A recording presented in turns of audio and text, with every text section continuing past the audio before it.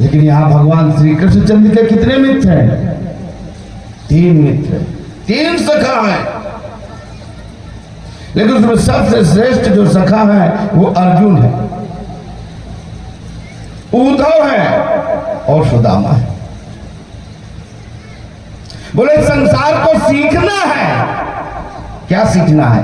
इस समय संसार को सीखना है कि जो साख भक्ति है वो अर्जुन है, जो साख ज्ञान है वो उद्धव है, जो साख वैराग्य है वो सुदामा जी है। इस संसार की शिक्षा देने के लिए भगवान ने 3 स्थानों पर कथा कही। अर्जुन को भी उपदेश दिया, कर्म योग का उपदेश दिया।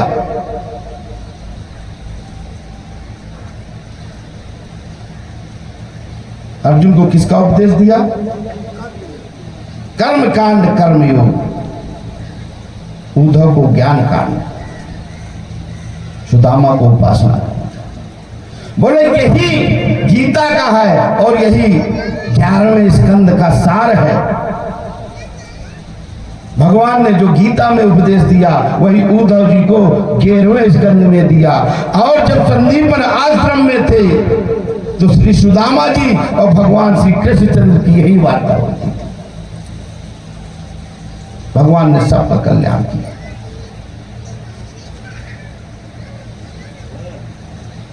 एक इससे अवान्तर घटना है जो श्रीमद् भागवत महापुराण में नहीं है लेकिन कौशिकी संहिता में है। जब ये संदीपन आश्रम में थे श्री सुदामा जी और श्री कृष्णचंद्र भगवान, तो भगवान ने जाकर के जितने थे वो नैष्ठिक ब्रह्मचारी को सुदामा को माना और जाकर के मित्रता कर ली। श्री सुदामा जी में मित्रता हो गई। एक बार की घटना हुई कि जलपान के लिए कुछ सामग्री नहीं थी। तब जो गुरु माता थी उन्होंने देखा कि वहां पर कुछ चने रखे थे। वो चने लोगों को जब लकड़ी लेने गए उसमें दे दिए। और जब ये लकड़ी लेने गए तो उस दिन बहुत वर्षा हो गई। इनको भूख लगी, लेकिन जब उस चने को देखे विद्वान सुदामा ने उसको देखा इसमें तो जो है चोर का धन है।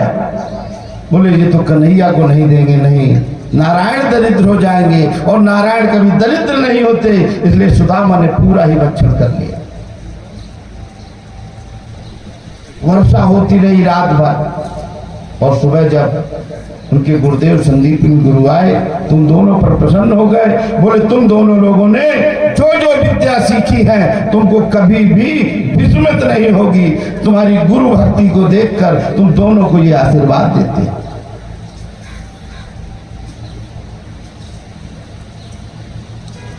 अब तो उसका फल ये हुआ, इसलिए कहा गया जैसा अन्न वैसा मन और वैसा भी आचरण हो जाता है। ऐसी एक घटना और आपको बताते हैं पुराणों की। एक ऋषि थे, वो प्रत्येक माह की पूर्णिमा को राजा के यहाँ कुछ बोलने, प्रवचन करने जाते थे, उपदेश देने जाते थे। एक बार क्या हुआ, अपने शिष्य के साथ गए उपदेश देने। उन्होंने वहां पर भिक्षा प्राप्त की। भिक्षा प्राप्त करने के बाद उनके मन में आया राजा के यहाँ बहुत सोना है। उन्होंने जैसे देखा, अब वो राजा तो कभी सोचते ही नहीं थे कि ये ऋषि इनके पास कोई लालच है। उन्होंने सोने को अपने सर पर रखा।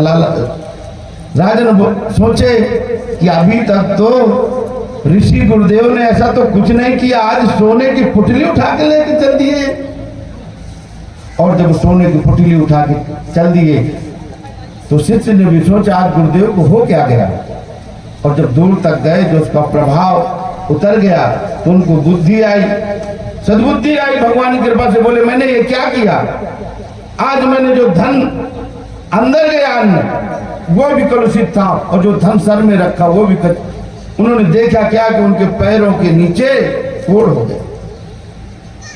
उसी समय उन्होंने धन को फेंक डाला और फिर भगवान की भगवान सूर्य की आराधना की। भगवान की सूर्य की आराधना करने से उनको यथास्थिति प्राप्त होगी। कहने का तात्पर्य यह है कि धन और ये अन्न, इसमें पात्र और पात्रता की परीक्षा आवश्यक है। ऐसी ही घटना श्री सुदामा जी के साथ थी। श्री सुदामा जी वर्तमान में जो पोरबंदर है वहां पर निवास करते थे। नारायण नारायण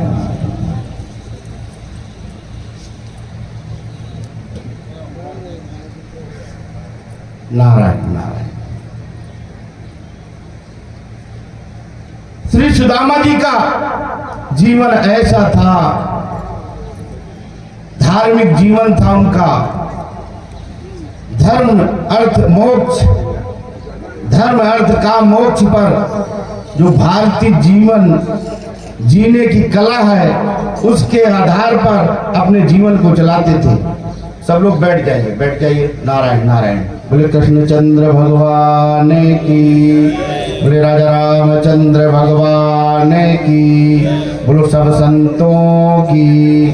नमः पार्वती पते हर हर महादेव।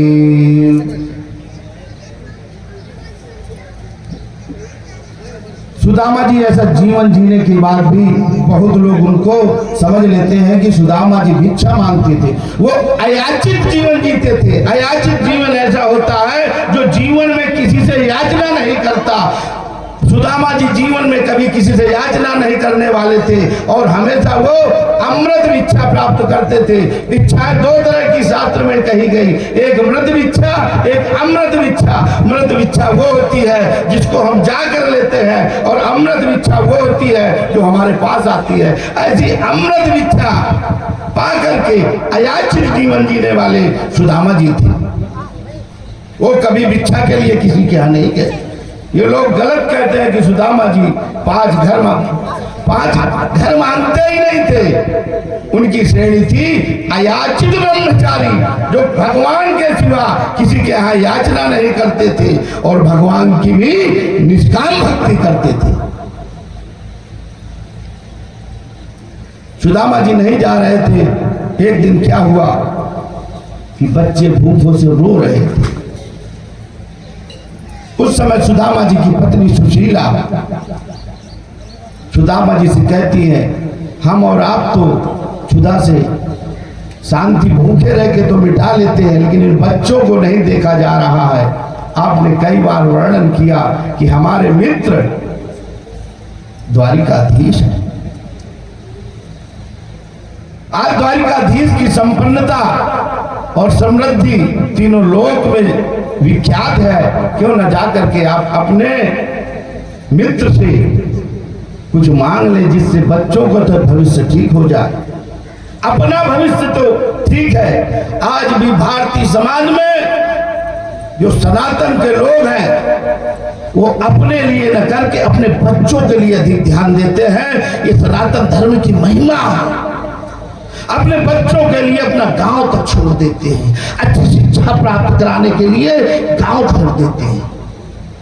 ये भारत की एक महिमा है। यहाँ की शिक्षा प्रणाली है ऐसी कि हर भारतीय अपने बच्चे को बहुत अच्छी शिक्षा देना चाहता है।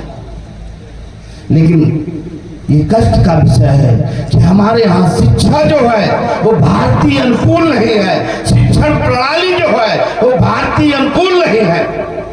क्योंकि भारतीय शिक्षा प्रणाली रही है वो गुरुकुल के अनुसार रही है और गुरुकुल में कभी भी एक पहर से ज्यादा विद्या का दान नहीं किया जाता था। एक पहर माने 3 घंटे, उसी में आज कितने समय लगाया जाता है। बच्चों को बोझ बना दिया जाता है। उसके बाद विद्यार्थी श्रम करते थे। माता पिता को किसी प्रकार का शुल्क नहीं देना होता था। निःशुल्क शिक्षा थी। भारत ही एक ऐसा देश है जहां शिक्षा शुरू से निःशुल्क दी जा रही है। उन सुदामा जी पत्नी के कहने पर कि बच्चों का तो भविष्य देखना चाहिए, ऐसा सोच करके कि हमारे बच्चों का भविष्य अच्छा हो, वो द्वारिकाधीश के पास गए। अब विद्वानों ने, कुछ कवियों ने अनेक प्रकार की कविताएं लिख दी, लेकिन श्रीमद् भागवत महापुराण में सुदामा जी के लिए ऐसा कहीं कोई चर्चा नहीं है। न तो उनकी धोती लटी न फटी, कुछ नहीं। ये क्योंकि वो ऐसे ब्रह्मचारी थे कि एक वस्त्र ही रखते थे और एक वस्त्र को ही पहनते थे। आज भी ब्रह्मचारियों में श्रेष्ठ ब्रह्मचारी वही कहा जाता है जो एक ही वस्त्र पहने और उसी को पार कोई देख न पाए, उसी को सुखाकर फिर पहन ले। बोले सबसे श्रेष्ठ ब्रह्मचारी ऐसा कहा गया। बोले उपवस्त्र उतने समय धारण कर लेते थे जितने समय उसको सूखने में समय लगा था। लेकिन कवियों ने क्या समझा कि सुदामा जी ऐसे थे। सुदामा जी किसी चीज की बर्बादी नहीं करते थे, ऐसे थे वो। उस दिन क्या हुआ, भिक्षा के लिए जो था उन्होंने बच्चों को देने वाले थे, सामने एक भिक्षुक और आ गया। सुदामा जी ने भिक्षुक को न, अपने पुत्रों को भिक्षा न दे करके भिक्षुक को दे दिया। अब तो भगवान श्री कृष्ण अंतर्यामी, सबके मन को जानने वाले, वहीं प्रसन्न हो गए और उन्होंने सुशीला की बुद्धि को अपनी ओर आकर्षित किया, जिससे सुदामा जी द्वारिका की ओर चल पड़े। स्वयं भगवान ने बुलाया उनको, जैसे स्वयं भगवान ने ही अपने यादव कुल का विनाश कराया, ऐसे ही भगवान ने स्वयं सुदामा को बुलाया। जब द्वारिकापुरी पहुंचे तो श्रीमद् भागवत महापुराण में है, द्वारिकापुरी में 9 द्वार हैं। बोले प्रथम द्वार पे जैसे ही पहुंचे, द्वारपाल ने सूचना दी। जैसे सूचना दी, दूसरा द्वारपाल उनको लेके आया। जैसे ही कन्हैया चलने वाले थे वहां से, तो देखा सुदामा, वो दौड़ कर आकर के उनका आलिंगन किया और उनकी मित्रता का स्मरण आ गया कि सुदामा ने तो बड़ा त्याग किया है अपने नारायण के लिए, और उनके आंसुओं से उनके चरणों को धुला। और जिस पलंग पर बैठे थे, जिस पर उनकी रानियां बैठती थी, उसी पर दूसरा आसन बिछा करके सुदामा जी को बैठाया। सुदामा जी से बचपन की याद की कि हम लोग, क्योंकि बचपन की मित्रता ही सबसे बड़ी मित्रता होती है। इतने में कन्हैया बोले, ये बताओ अभी आप ऐसे ही ब्रह्मचारी हो कि विवाह भी कर लिया है आपने? नहीं। बोले विवाह भी हो गया है, बच्चे भी हैं। बोले फिर भाभी ने कुछ तो भेजा होगा। अब सुदामा जी बहुत शर्मा रहे थे, क्यों? एक फटा सा कपड़ा था उसमें, और उसमें जो है 4 मुट्ठी चावल थी, तंदुल। सोचे इस कन्हैया को जैसे देखे रतन जड़ित, बोले इसको कैसे दे इसको। ये कन्हैया समझ गए कि ये संकोच कर रहे हैं। कन्हैया तो जबरदस्ती भी मन सबका खींचने वाले हैं, और उन्होंने जबरदस्ती खींच लिया और उस कपड़े से निकाला और उसको पान किया। जैसे ही 2 मुट्ठी पान की, मैया रुक्मणी ने मना कर दिया, अब मत पान करो, ये 4 मुट्ठी ले जाना। और कन्हैया का 2 मुट्ठी पान करना क्या दर्शाता है हमारे जीवन के लिए? बोले अपना जीवन जैसे सुदामा जी धर्म अर्थ काम मोक्ष से जीते थे, धर्म अर्थ काम मोक्ष, ये पुरुषार्थ चतुष्टय है। भारत की ऐसी विशुद्ध प्रणाली है जो इस जीवन पर, इस पथ पर चल के लोग आचरण वाले धर्म से लेकर मोक्ष तक पहुंच जाते हैं। यदि धर्म रूपी आचरण जीवन होगा और उससे प्राप्ति अर्थ की होगी, धर्म से प्राप्ति अर्थ होगी, तो जो आपकी कामनाओं की पूर्ति होगी वो ऐसी ही कामनाओं की पूर्ति कराएगा जिससे आपको मोक्ष की प्राप्ति हो। ऐसे धर्म अर्थ काम मोक्ष रूपी 4 मुट्ठी तंदुल भगवान श्री कृष्ण के चरणों में समर्पण करने के लिए श्री सुदामा जी ले गए। वो समझ गए पूरे जीवन भर इन्होंने नैतिक ब्रह्मचारी, अयाचित ब्रह्मचारी का जीवन जिया है, इसलिए जैसे उन्होंने धर्म और मोक्ष दिया, माता समझ गई, दाता बना रहे थे। बोले इन ब्राह्मण को केवल धर्म और मोक्ष का ही दाता बनाओ, इनको काम और अर्थ का दाता मत बनाओ, और वही उनका हाथ पकड़ लिया। बोले ब्राह्मण को तो केवल धर्म और मोक्ष का दाता होना चाहिए, अर्थ और काम का दाता नहीं होना चाहिए।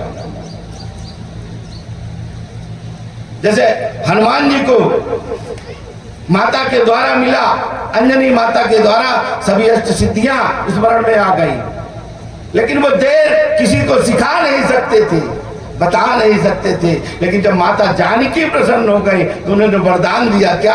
अष्ट सिद्धि नवनीत के दाता और असबर दिन जानकी माता, अब तुम दाता हो गए हो। ऐसे ही सुदामा जी को भगवान ने धर्म और मोक्ष का दाता बना दिया। सुदामा जी प्रसन्न हुए, रात्र में विश्राम हुआ।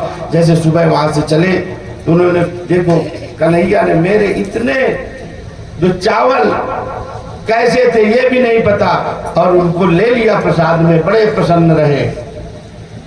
वो समझ गए दो, लेकिन हमको बीच वाले दोनों नहीं दिए इन्होंने।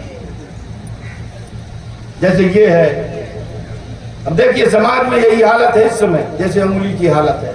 बोले ये धर्म है, ये अर्थ है, ये काम है, ये मोक्ष है।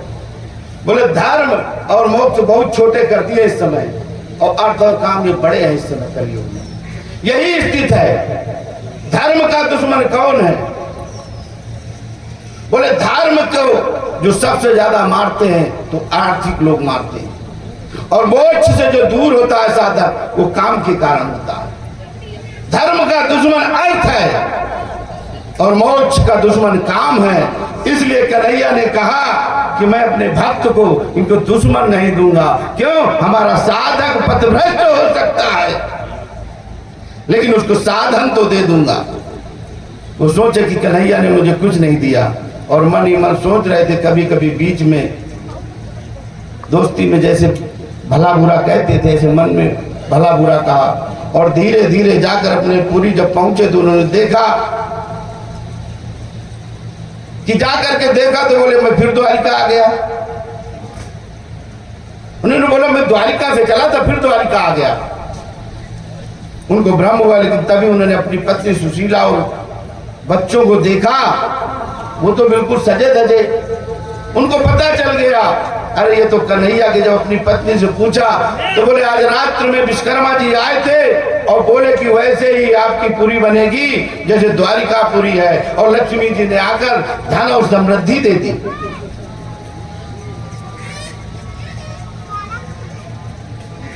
ऐसी सखा का ये उदाहरण है। तो भगवान श्री कृष्ण के कितने सखा थे? सखा भाव से भक्ति करने वाले अर्जुन, उद्धव और श्री सुदामा जी।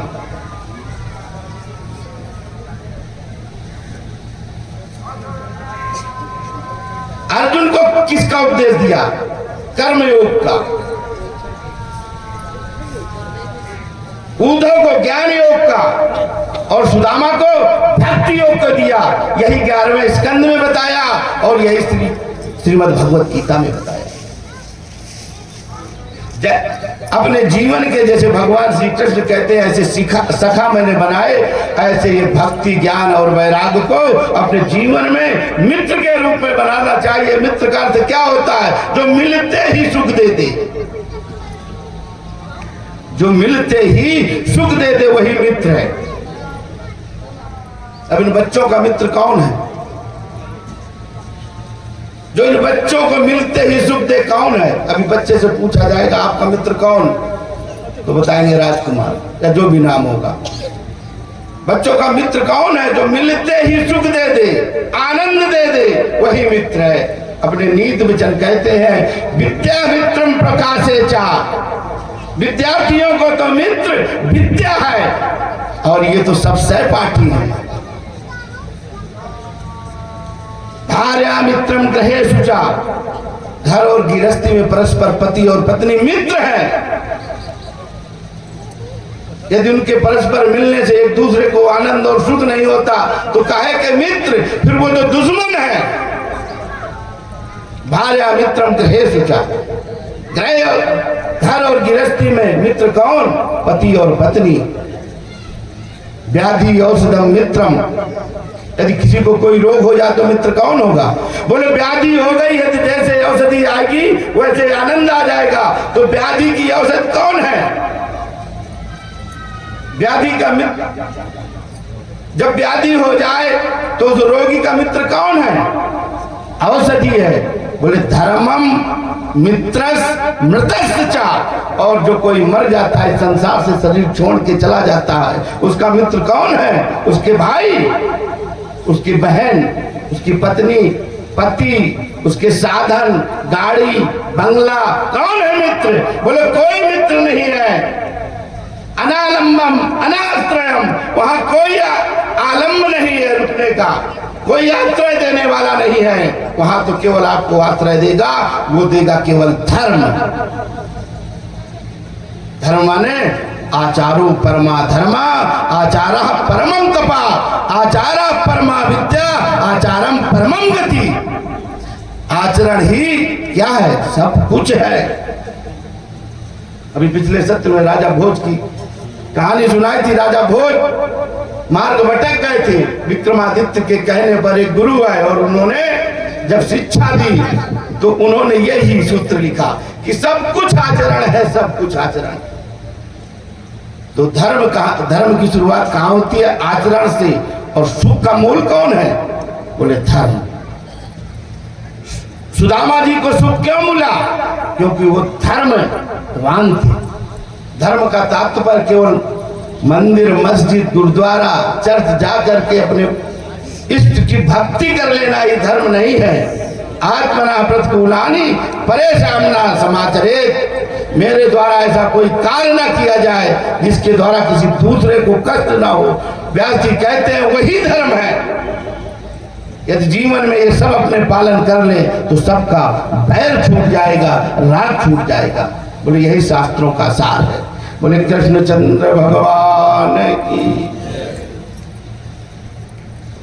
गालो नारायण कुछ रामचरित कुछ गालो आप मेरे से पहले गालो।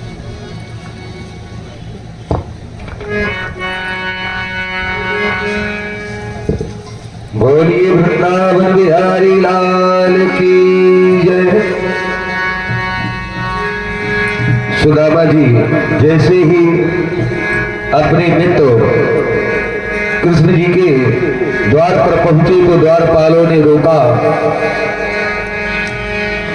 तो सुदामा जी कह रहे हैं उन द्वारपालों से कि देखो देखो ये गरीबी का हाल, कृष्ण के दर पे विश्वास लेके आया हूँ, मेरे बचपन का यार है मेरा श्याम, यही सो